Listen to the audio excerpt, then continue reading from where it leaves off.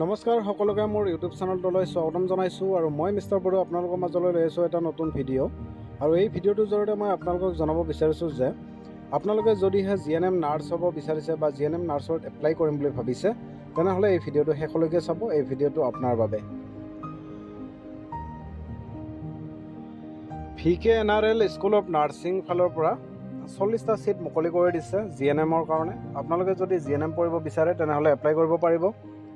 প্ৰথমতে আপোনালোকৰ entrance examination অনুষ্ঠিত হ'ব আৰু এণ্ট্ৰেন্স এক্সামিনেশ্যনত পাছ কৰিলে আপোনালোকে GNMৰ পঢ়িবৰ কাৰণে সুবিধা পাব VKNRL school of নাৰ্ছিঙত।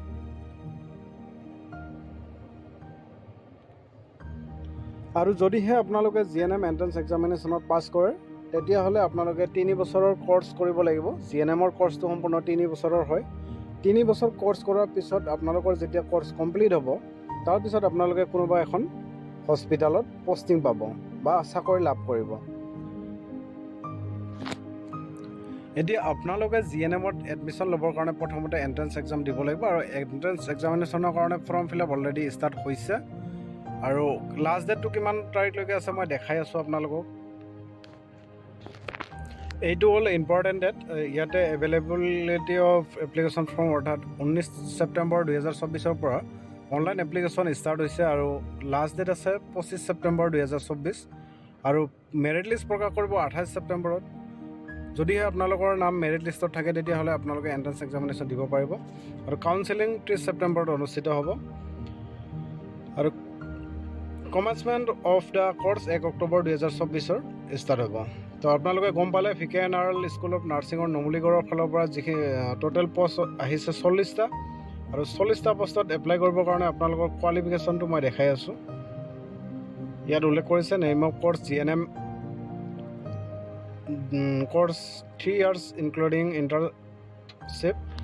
Total number of seat 40 seat আছে টোটেল আৰু আপোনালোকে এপ্লাই কৰিবৰ কাৰণে কোৱালিফিকেশ্যনটো হ'ল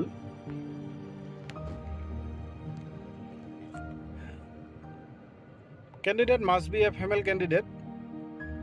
এপ্লাই কৰিবৰ কাৰণে ফিমেল কেণ্ডিডেটেহে অলৰেডি এপ্লাই কৰিব পাৰিব আৰু candidate must B A permanent resident of India. ইণ্ডিয়াৰ যিকোনো স্থানত বসবাস কৰা হ'ব লাগিব আৰু কোৱালিফিকেশ্যনটো 10+2 প্ৰিফাৰেবল ছায়েন্স PSC-B অৰ্থাৎ ফিজিক্স কেমেষ্ট্ৰি বায়'লজি যদি আছে আপোনালোকৰ ছায়েন্স ছিষ্টেমত তেনেহ'লে আপোনালোকে প্ৰিফাৰেঞ্চ পাব আৰু নহ'লে ইংলিছত আপোনালোকৰ 40% মাৰ্ক থাকিব লাগিব আৰু 10+2 ইন আৰ্টছৰ যদি হয় তেনেহ'লে mathematics biotechnology economics political science history ইয়াৰ যিকোনো এটা ছাবজেক্ট আপোনালোকৰ থাকিব লাগিব আৰু প্লাছ 40% মাৰ্ক থাকিব লাগিব গোটেই ছাবজেক্টবিলাকত। 10+2 ভকেশ্যনেল ANM আণ্ডাৰ CBSE যদি CBSE বৰ্ডৰ আণ্ডাৰত ANM কোৰ্ছ কৰা আছে তেতিয়াহ'লে আপোনালোকে এপ্লাই কৰিব পাৰিব।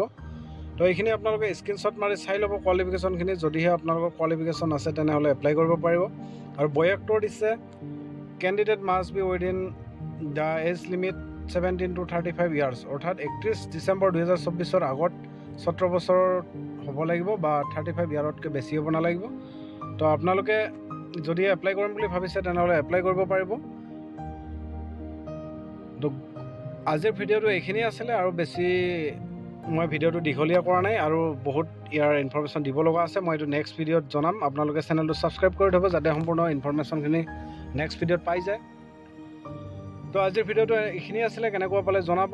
ভাল লাগিলে লাইক এটা কৰি দিব আৰু চেনেলটো ছাবস্ক্ৰাইব কৰি থ'ব।